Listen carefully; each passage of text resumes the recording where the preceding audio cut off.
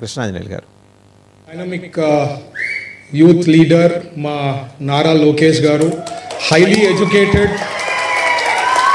175 ఎమ్మెల్యేలు, 25 ఎంపీలు, ఆ రాజ్యసభ ఎంపీలలో స్టాన్ఫర్డ్ నుంచి చదివిన వాళ్ళు ఎవరు లేరండి.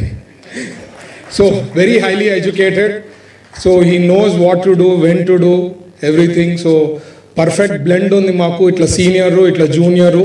వీ హ్యావ్ ఏ అంటే లాంగ్ టర్మ్ విజన్, ఒక ఆలోచన చేస్తే ఫ్యూచర్ ఆఫ్ తెలుగుదేశం పార్టీకి ఉంది అని చెప్పేదానికి ఒక క్లారిటీ ఉందన్నమాట మా పార్టీలో. అండ్ నచ్చినా నచ్చకపోయినా ఎవరికైనా ఫ్యూచర్ ఇస్ లోకేష్ గారు. అండ్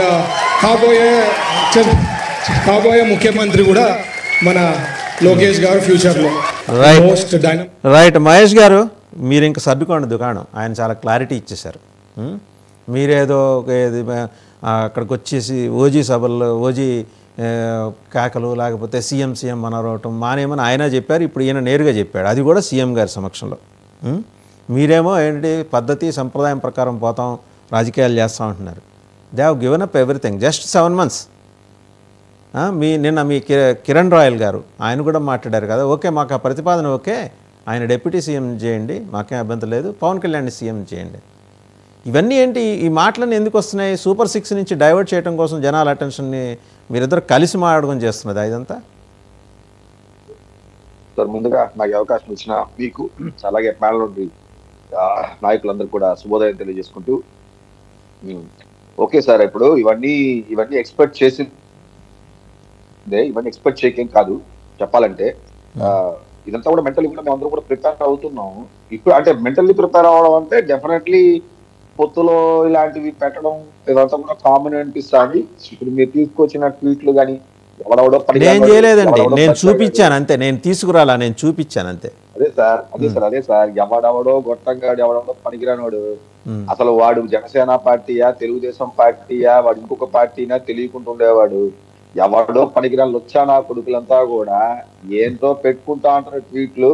పెట్టిన వాళ్ళందరినీ టీడీపీ వాళ్ళు మా వాళ్ళు అనుకుంటే మేమేం చేయలేము. మేము ఎలా చూస్తామరా అంటే కూటమిలో చిచ్చు పెట్టడానికి ఇలాంటి విశ్వ ప్రయత్నాలు అనేది చాలా చేస్తా ఉంటారు. ఆ ప్రయత్నాల్లో ట్రాప్ లో పడ్డవాడు ఇబ్బంది పడతాడు. ఒకటి సార్, ఇప్పుడు ఇంత జరిగిన తర్వాత కూడా మొన్న లోకేష్ గారు పవన్ కళ్యాణ్ గారు ఒకే డయాస్ మీద కూర్చోన్నారు. అంటే ప్రతిసారి మేమే వెనక్కేసుకు రావాలా, మేమే డిఫెండ్ చేయాలా, మేమే అంటే అది కొంత స్టేజ్ వరకే ఉంటుంది ఆ డిఫెండింగ్ కూడా. ఇప్పుడు ఎందుకంటే మహాసేన రాజేష్ అనేవాడు మహాసేన రాజేష్ అనే వాడనే అంటా నేను. ఎందుకంటే వాడు పోస్టు చూస్తే ఒకరిని తగ్గించే క్రమంలో ఒకరిని తగ్గించాలనే కాన్సెప్ట్ ఎక్కువ ఉంటుంది తప్ప వాళ్ళ లీడర్ని పొగుడుకోవాలనే కాన్సెప్ట్ వాళ్ళలో ఉండదు. వాడు ఒక పనికిరాని ట్వీట్ వేస్తాడు. ఇంకోటి ఏంద్రా అంటే ఒక పర్టికులర్ గా ఒక మీడియా ఉంది ఒకటి, వాడనే అంటా నేను. వాడు వీళ్ళకి నిలబడతానాడా వీళ్ళు ముంచతానాడా నాకు అర్థం కాదు. ఒక మీడియా ఛానల్ అయితే చిలక పలుకులు పనికిరాని పలుకులు అని చెప్పి కొన్ని శనివారం అయితే ఒక కామెంట్లు పెడతాడు. మీరు ఇదంతా పెడతానారు. అసలు నేనేమంటానంటే మీకు ఎంతకంటే ఒక మంచి స్టఫ్ అయిన కంటెంట్ ఇస్తా. ఏకంగా ఒక మీడియా అధినేత ఏమన్నాడంటే మీరు మాకు పెట్టడం ఎందుకు సార్ జనసేనకి తెలుగుదేశానికి. వాడు ఏకంగా తెలుగుదేశంలో చంద్రబాబు నాయుడు లోకేష్కే పెట్టాడు. వాడు ఏకంగా ఏబిఐ node sorry to say the name మీరు దయచేసి పేర్లు ప్రస్తావన చేయకండి. అది చెప్పలేదు సార్. వాడు ఏకంగా తండ్రి కొడుకే పెట్టాడు. వాడు చెప్పాలంటే ఏకంగా ఫిజికల్ ప్రెజెన్స్ అనే పదాన్ని వాడినాడు. మీరు కానీ చూసినట్టు ఎంత దారుణం అంటే అంత దారుణం. మేమే భయపడ్డాం చెప్పాలంటే. విషయం తక్కినాడు అసలు చెప్పాలంటే. ఒక పెద్ద చెట్టు ముందు చిన్న విత్తనం మొలవదు అన్నాడు, చిన్న చెట్టు పెరగదన్నాడు రాగి చెట్టు కింద. మేమేమనుకున్నామంటే అరే ఇది కొంపదీసి పెద్ద చెట్టు అంటే చంద్రబాబు నాయుడు గారు తెలుగుదేశం పార్టీ, చిన్న చెట్టు అంటే జనసేన ఏమో ఇలా చెప్పాడేమనుకుంటే కాదు సార్. ఏకంగా చంద్రబాబు నాయుడు చెట్టు అని చెప్పి చిన్న విత్తనాన్ని చిన్న మొక్కని లోకేష్ గారు తీసుకొచ్చారు కాన్సెప్ట్ లోకి. కాబట్టి మీరెవరో అది చూడలేదేమో. ఇదంతా పనికిరాని స్టేట్మెంట్లు. వీడు కూడా పిల్లగాడు బచ్చగాలు పెట్టిందంట, దాని మీద ఇంకా బలంగా ఉంది. సో అతను ఇంటెన్షన్ ఏంటో మాకు అర్థం కావట్లేదు, అసలు ఉద్దేశం ఏంటో అర్థం కావట్లేదు. ఇంతవరకు అతని ఛానల్లో ఇప్పటివరకు కూడా ప్రభుత్వ పథకాల మీద మాట్లాడిన దాఖలే లేదు. ఎంతసేపు సలహాలు. ముఖ్యమంత్రి గారికి వారం అయితే ఆయన సలహాలు ఇస్తారు, అక్కడి నుంచి స్టార్ట్ అయింది ఈ కాన్సెప్ట్ అంతా కూడా. అక్కడ పలికిన పలుకుల్ని వాడెవడ పొరంలోకి రాజేష్ మహాసేన వాడు లాక్కొచ్చినాడు.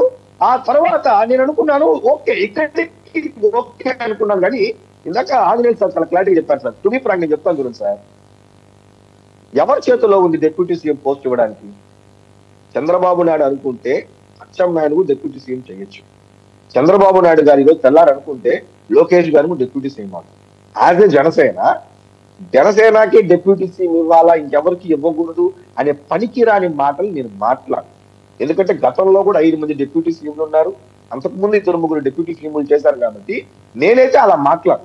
ఎందుకంటే ఓకే వాళ్ళకి ఇవ్వాలనుకున్నప్పుడు చంద్రబాబు నాయుడు గారు అనుకుంటే లోకేష్ గారికి హ్యాపీగా ఇవ్వచ్చు, ఇంకెవరికి కూడా ఇవ్వచ్చు. దానికి మధ్య ఇంకోటి కూడా ఏంటంటే మా స్టాండ్ కూడా నా పాయింట్, లోకేష్ గారికి డిప్యూటీ సీఎం ఇస్తారంటే పవన్ కళ్యాణ్ గారు సీఎం ఇవ్వాలి అనే పనికిరాని మాట నేనైతే మాట్లాడు. ఇప్పుడు వాళ్ళ పార్టీ వాళ్ళు, తెలుగుదేశం పార్టీ వాళ్ళు ఎవరు అనుకున్నా కానీ ఏ మంత్రికి ఇవ్వాలి, ఏ పోర్ట్ఫోలియో అన్నది అది వాళ్ళ ఇష్టం. సో ఆ విషయంలో వాళ్ళు ముందుకెళ్తారు, వాళ్ళు ఎటన్నా పోనీ అంతే తప్ప వాళ్ళకి అది ఇస్తే మాకు ఇది కావాలా అని అడగడం కూడా కరెక్ట్ కాదు. అసలు ఆ పాయింటే రైట్ కాదు.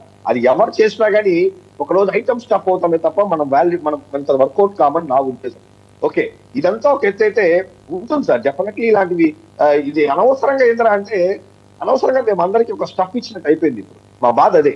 ఒక డిబేట్ లో కూర్చుంటే వైఎస్ఆర్సీపీ వాళ్ళని